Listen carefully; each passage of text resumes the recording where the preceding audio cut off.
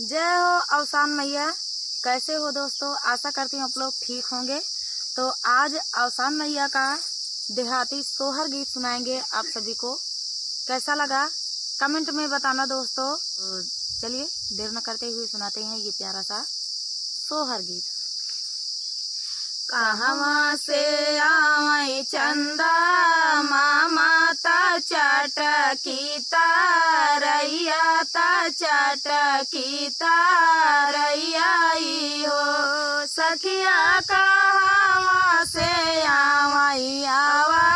सानी मैया हाथ नारी अलली है, हाथे नारी अलली है हो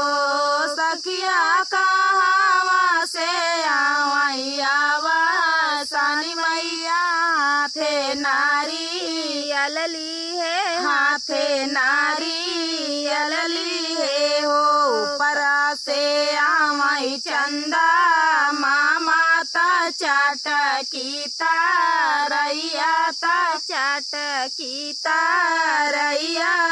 हो सखिया पूर्व से आवै आवा सानी मैया हाथे नारी अलली है, हाथे नारी अलली है हो सखिया पूर्व से आवै आवा सानी मैया हाथे नारी अलली है, हाथे नारी अलली है हो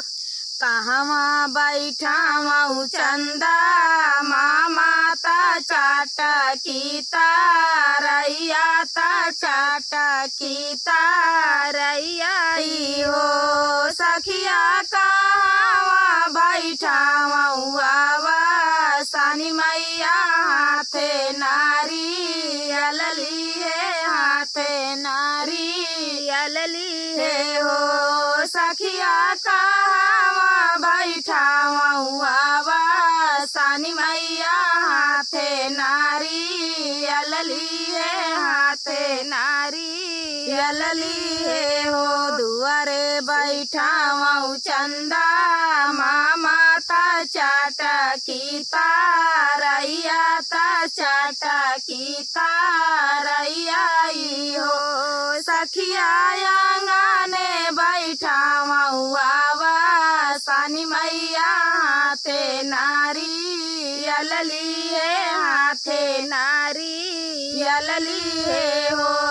सखिया आंगने बैठावौ आवा सानी मैया हाथे नारी अलली है, हाथे नारी अलली है हो काऊ खियावौ चंदा मामा ता चटकी तारैया ता चटकी तारैया हो सखिया काऊ खियावै आवा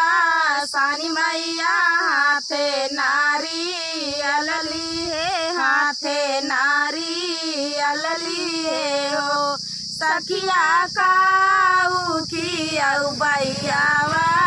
सानी मैया हाथे नारी अलली है, हाथे नारी अलली है हो दूध भात खियावै चंदा मामा ता चटकी तारैया ता चटकी तारैया हो सखिया लाई गुड़ खियावै आवा सानी मैया हाथे नारी अलली है, हाथे नारी अलली है हो सखिया चनावा खियावै आवा सानी मैया हाथे नारी अलली है, हाथे नारी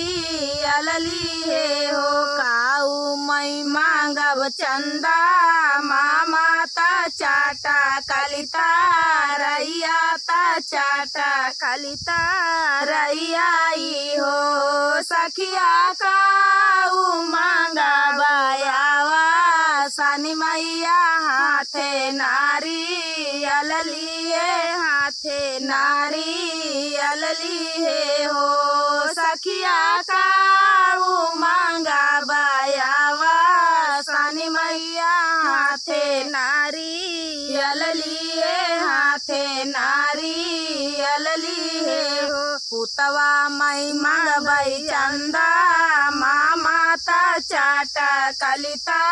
रैया ता चाटा कलिता रैया हो। सखिया धियावा मांगा बयावा,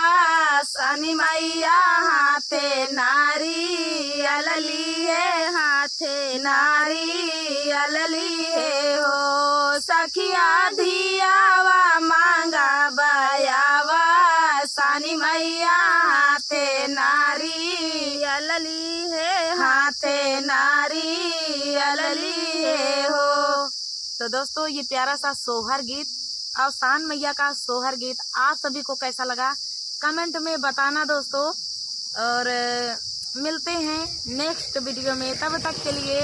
जय हो अवसान मैया।